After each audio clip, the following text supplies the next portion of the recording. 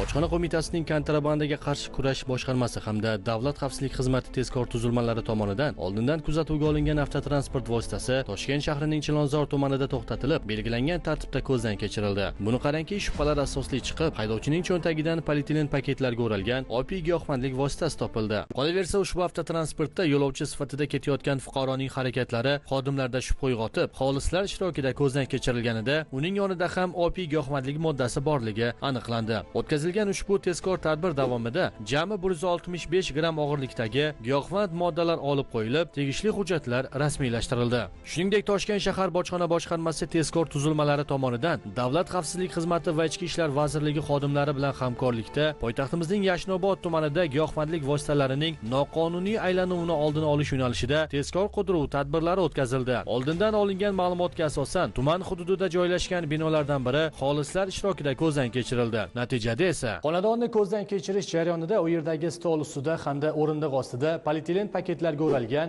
gashish giyohvandlik vositasiga o'xshash to'q jigarrang o'tkir hidli moddalar, bir dona pichoq va bir dona elektron tarozi borligi aniqlandi hamda ashyoviy dalil sifatida olib qo'yildi.